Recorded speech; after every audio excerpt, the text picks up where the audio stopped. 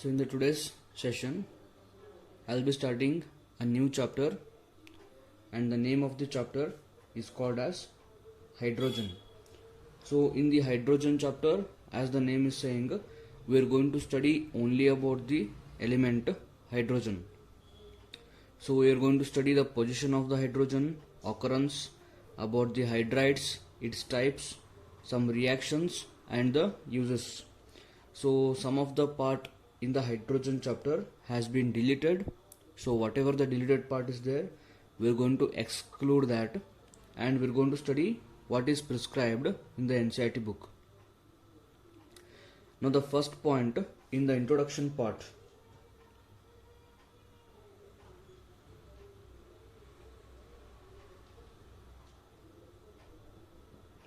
So hydrogen is having a single electron, so its electronic configuration will be written as 1s1, and hydrogen molecule is written as H2. Sometimes it is called as dihydrogen. It is called as dihydrogen.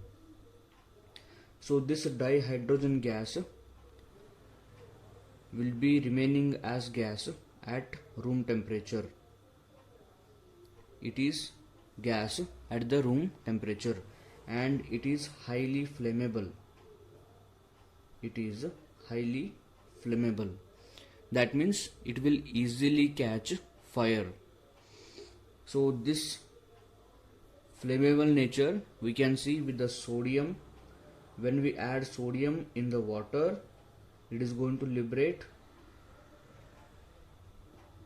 hydrogen gas. So because of the liberation of the gas only, there will be explosion or fire.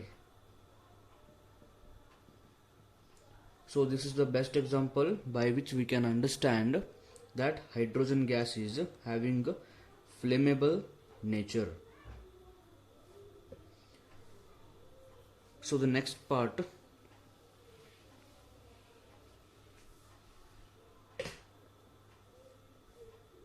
position of hydrogen. Position of hydrogen in periodic table.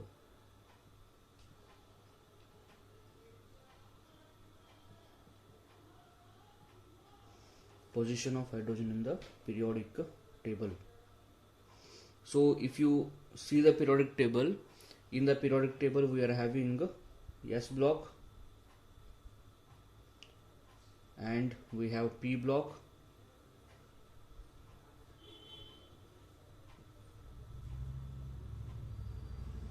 and in the middle we have D block, and at the bottom we have F block.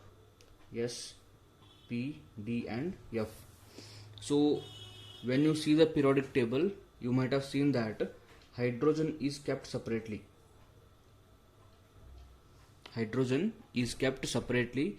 It is not included in the S block or P block or D block or F block. So the position of the hydrogen is separate in the periodic table. So what can be the reason for this? We need to find out. So first of all, hydrogen is having electronic configuration of 1s1. Hydrogen is having electronic configuration of 1s1. So the last electron is present in the s orbital. So just like this, lithium, sodium, potassium, rubidium and cesium, they are also having the last electron in the s orbital. So if the last electron enters the s orbital, then the elements will be called as s block elements. So for example, lithium is having atomic number of hydrogen, helium, lithium 3. So electronic configuration is 1s2, 2s1. Here 3s1, 4s1, 5s1, 6s1. So if the last electron is entering the s orbital, then the element should be called as s block element. So these are all s block element. However, even though hydrogen is showing resemblance with the s block element, it is also showing resemblance with the p block element also. So hydrogen can be kept with s block element because last electron is entering s orbital. However, hydrogen is showing one of the characters which is characteristic property of one of the p block element, namely halogen. So halogens are 17th group elements. So here one property for halogen is Cl chlorine is having 7 valence electrons and it will take one more electron to become Cl minus. So in the similar way, here we have 7 electrons, here we have 8 electrons. In the same way, fluorine also takes electron, 7 electrons plus 1 electron, and we are going to get fluorine minus 1 with 8 electron. So fluorine, after taking 1 electron, it has reached electronic configuration of neon, which is an inert element. So just like this halogen, hydrogen is having 1 electron. So hydrogen will accept 1 electron and we are going to obtain hydrogen minus with 2 electrons. So this hydrogen with minus charge is having electronic configuration similar to that of helium. So just like the halogens, hydrogen is also accepting electron and it is reaching the configuration of inert element. Therefore, hydrogen is showing resemblance with s block also and it is showing resemblance with p block also. And s block element, we know that s block elements are having low ionization energy.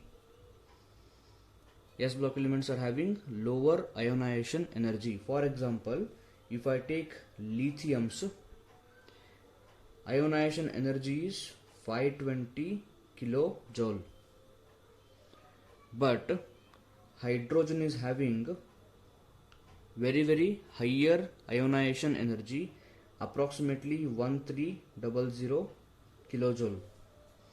That is 1300 kilojoule of ionization energy is required to remove 1 electron from the hydrogen. So this much high amount of ionization energy is one more resemblance with the halogen. Halogens are also having very higher ionization energy. So just like the halogens, hydrogen is having higher ionization energy. Therefore, hydrogen is showing similarity with the s block element because of the electronic configuration, and just like the s block element, hydrogen will lose 1 electron and it forms H plus. So s block element, that means alkali metals, for example sodium, will lose electron to form Na plus and it will give 1 electron. So just like that, hydrogen also is losing electron to form H plus. So outer electron is present in the s orbital and hydrogen is losing electron just like the alkali metals or s block element. So it is, that is, hydrogen is showing resemblance with the s block element. But along with the s block element, hydrogen is showing resemblance with the p block also. That is, it is accepting electron to reach next noble element configuration, that is helium. And just like the halogens, hydrogen is having very high ionization energy. So because of these two reasons, that is hydrogen is resembling to S block also and to P block also, because of that hydrogen is kept separately in the periodic table. Hydrogen is kept separately in the periodic table. So this is about the position of the hydrogen atom or hydrogen element in the periodic table. Now moving to the next point.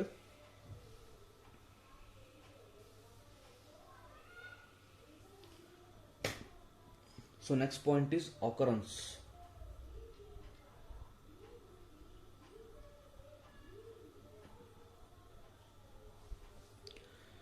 So hydrogen is most abundant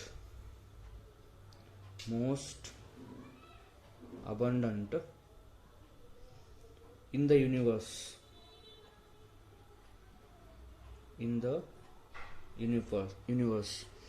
and nearly comprises 70% of the entire universe. So we are not talking just about the earth or the solar system, we are talking about the entire universe. So in the entire universe, about 70% is filled with hydrogen gas. And even the bigger planets in our solar system, Jupiter and Saturn, so these are majorly comprises of hydrogen gas. Next topic, isotopes of hydrogen.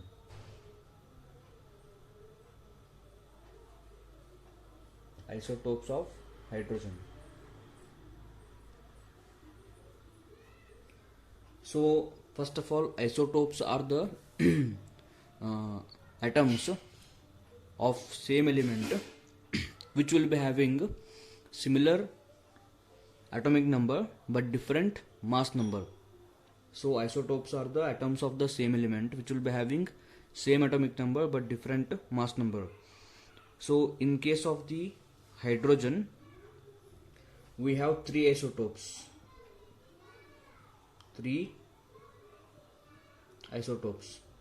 So one is hydrogen, which is having 1 and 1, that is 1 proton, 1 electron. So this is also called as protium. Next we have deuterium, which is having 1 proton and 1 neutron and 1 electron. So this is also symbolized by writing D, capital D. So this is called as deuterium. So this deuterium is having 1 proton, 1 neutron and 1 electron. Next is tritium. So this is symbolized by 1H3, or simply we can just write capital T. So this is tritium. So the tritium is extremely very rare. Yes. So this tritium is having 1 proton, 2 neutron and 1 electron. So 1 proton, 1 neutron, 1 proton, 2 neutrons. Electrons are just 1 in all of them. So same number of protons, just one number of the neutron is increasing here. Here 0, 1 and 2. So these are three isotopes. And here hydrogen, here in the case of deuterium is always obtained in the form of H bonded to D, that is protium bonded to deuterium. In this way it is obtained, and the tritium is very rare. Now going to next point, we will discuss about hydrides.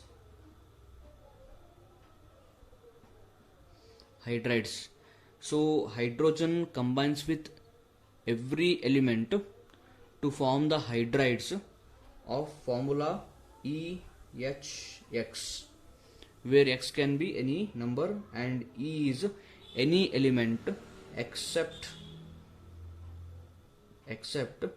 noble elements,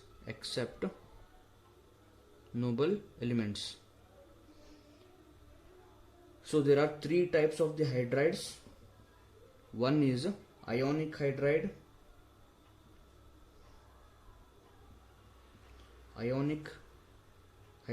or saline hydride or salt-like hydride. Next one, covalent hydride or molecular hydride. And third one, metallic hydride or non-stoichiometric hydride.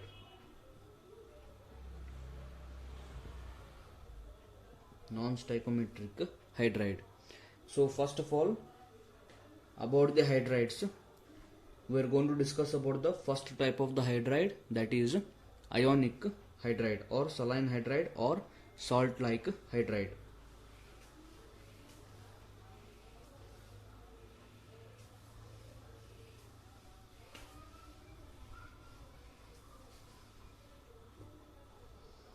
So first type of the hydride is ionic hydride.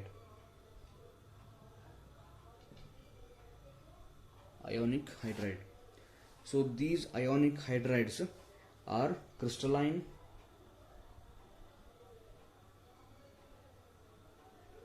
and non-conducting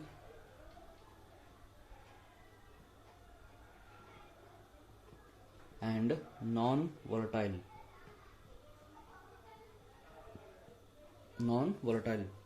in the solid state.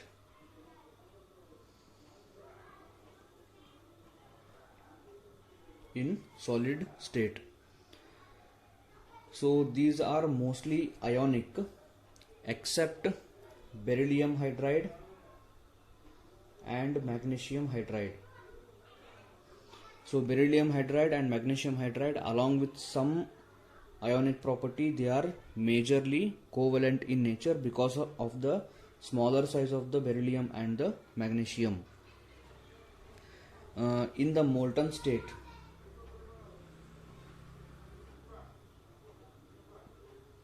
so these hydrides are non-conducting in nature only in the solid state. However, in the molten state means we are going to heat the hydrides to an extreme temperature so that they are going to form liquids or they are going to fuse.